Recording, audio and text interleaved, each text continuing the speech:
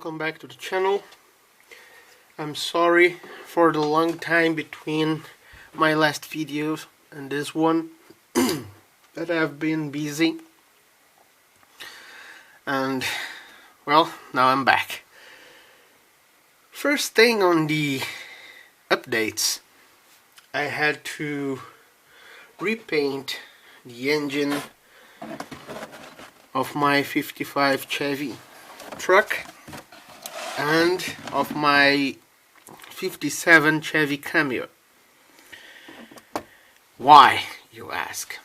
Well, I posted this truck and the 57 on a forum, the MCM forum, and a fellow forum member there called 55 Chevy Long Box told me I had painted the engine the wrong color.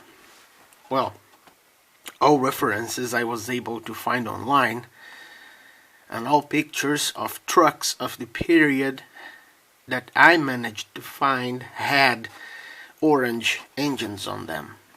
But those were all restored trucks. And, well, you know that a restored truck cannot be used with 100% sure to represent what the factory did. So I started looking around and, well, he was right. The truck engines were actually painted gray.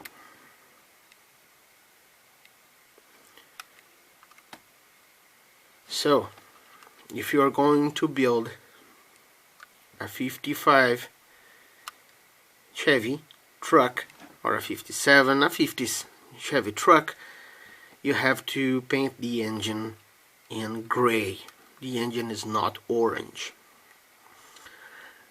And that's a bad part of the entire hot rod movement, because it's hard to find information on the factory stock form of many cars and trucks.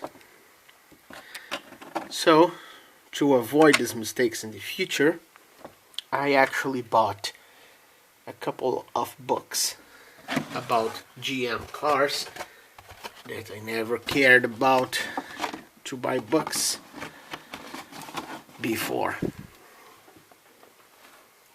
If you ask me about a Ford car, well, I can get this book. That's great. Ford in the 30s. That is a great source of information. Also, this one, 40 Ford. It has lots of info. This one, if you are into galaxies like I am, it's a great book. It's a series of road tests done when the cars were new. Here, a Galaxy versus a Chevy, and it's great stuff. If you are into those cars, you have to have this book here. Of course, this one is a must-have if you are a fellow white block lover like I am. It's a great book by Charles Morse and shows in detail how to make a very happy white block. This other book here, for example, is also about white blocks.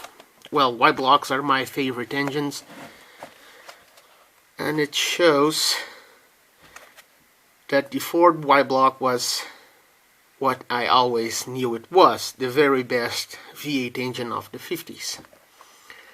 And Ford committed a very big mistake when they took this engine out of production in the early 60s. Well, in fact, the major mistake was when they introduced the FE series of V8 engines and put this one to the side, because this one had done wonders for Ford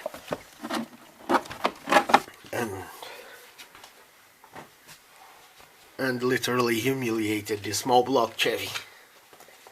in every single competition. We also have this one, the V8 album from the early Ford V8 Club of America. It's a great book.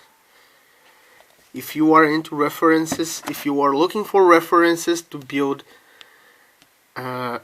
Fords with flat heads, you have to have this book. It's great. Also, the good old sales brochures that are amazing to have. What about a Pinto wagon? It's great to have actual literature about the kinds of car that you build.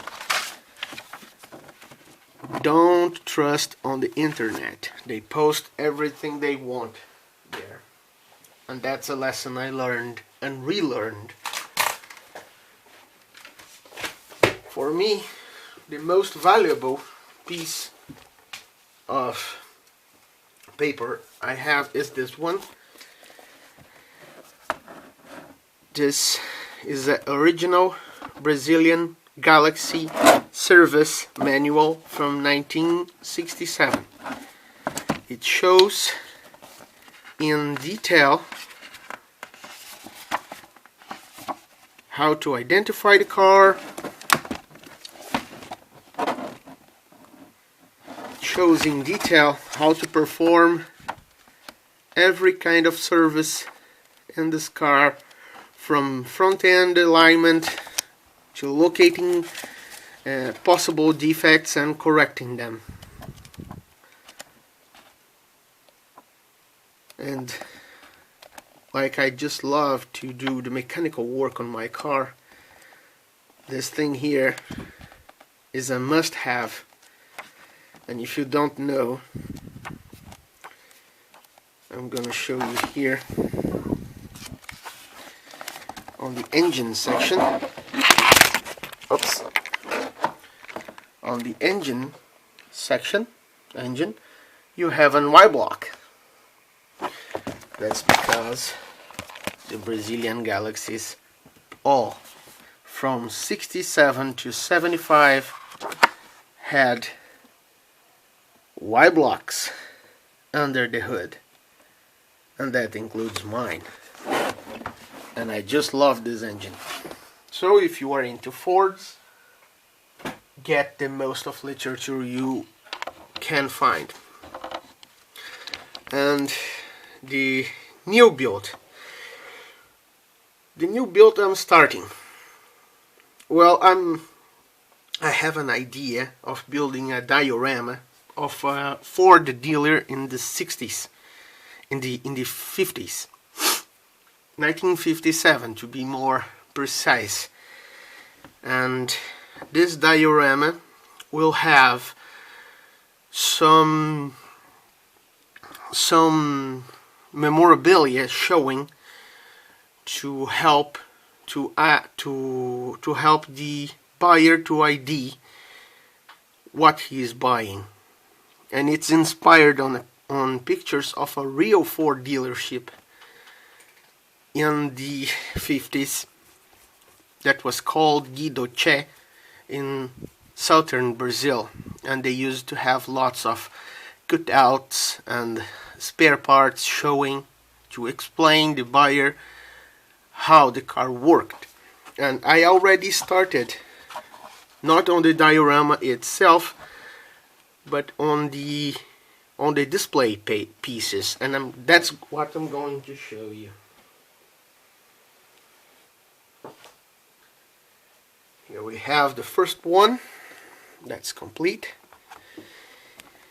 Yes, it's a frame. This is a 1957 Ford frame, and it's complete with engine, transmission, rear end, front and rear suspensions. Well, basically everything. The frame itself is from the Revel 57 Ford Custom, and I did some modifications to the frame because the kit frame is actually open on the upper surface of the rails because they won't show, and the real frame is not open, so I had to close the upper side of the rails.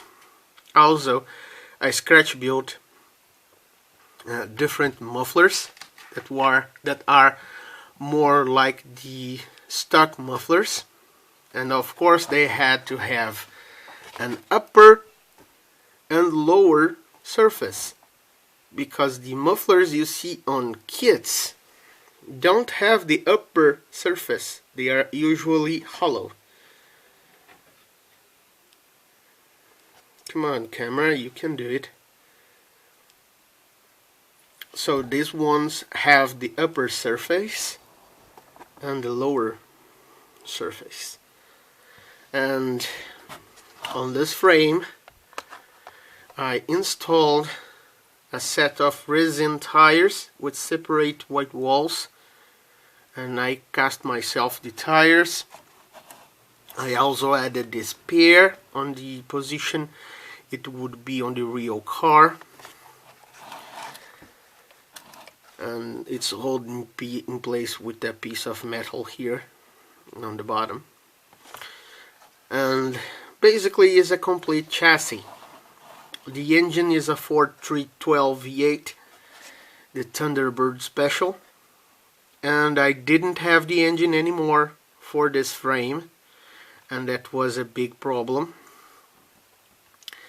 because the first time I built this frame and I had the idea of doing this diorama was about 3 years ago, and I ended giving up, but I won't give up this time.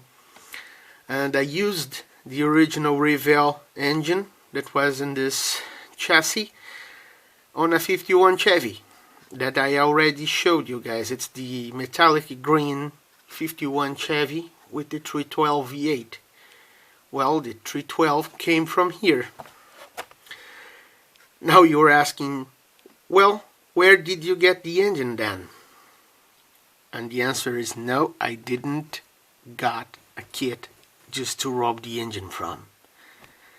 I don't know you guys, but I couldn't just buy a kit and take the engine and use all the rest as parts. I can't. I just can't do that. So what I did, I opened one of my Revel kits from the 57 Ford Custom and took the engine and made a mold of the engine. It's a up and down mold, and I fill this mold with resin, the parts that need to be filled, and then I put one against the other to avoid having to make runners for the resin. And here you can see I had to redo all the parts I had used on my 51 Chevy, and that included the drive shaft. I also decided to cast the brake master cylinder, as the AMT kit doesn't include a brake master cylinder, so this way I can have as many brake master cylinders I need. You can see the two block halves, the water pump, carburetor, the heads, the fuel pump, the valet cover.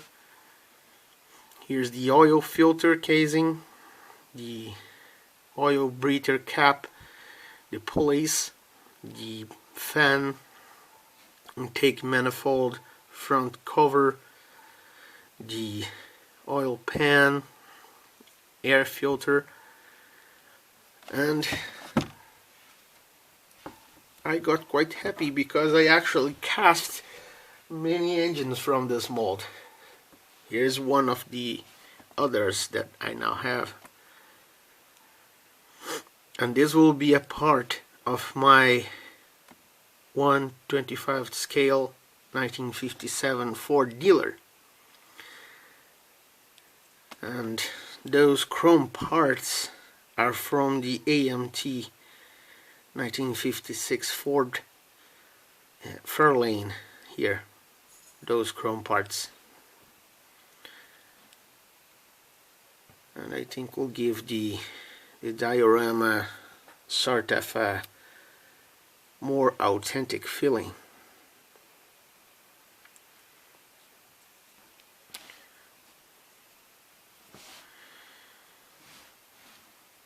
Well, here you have it. This engine was cast from that mold. Well, it's not 100% perfect, but it's quite nice. The decals on the valve covers I did on the Photoshop, because I have the real decals, so I scanned the real decals, scaled them down, and printed on decal paper.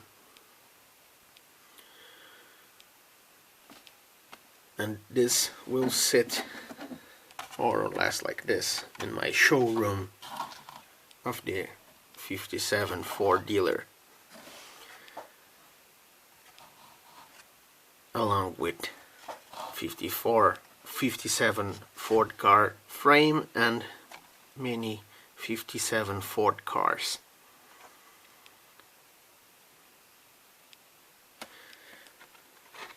Well, other than the engine and the frame,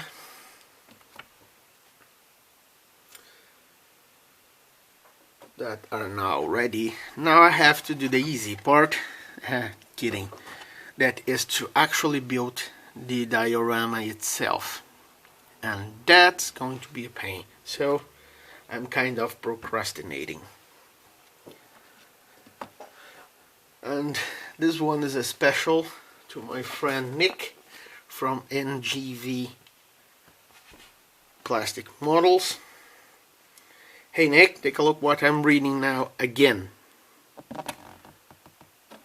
Yeah, Christine.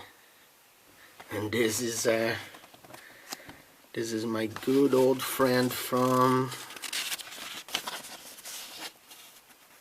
1986. 1986. I'm starting to develop a deep hate for this camera. I'm always telling myself I'm going to buy a new camera, but I keep procrastinating. 1986. Well, it is translated in Portuguese, and at the time in 1986, I was 6 years old, and I was not even dreaming about reading this in English. And I don't know who was crazier, my mom that bought a Stephen King book to a 6-year-old, or me that actually read it from cover to cover in more or less a year. Well, I didn't have nightmares, and that was my first book. Well guys, thanks again for watching, and stay tuned that I'll try to post some more cool videos for you to see. Have a nice week, and bye.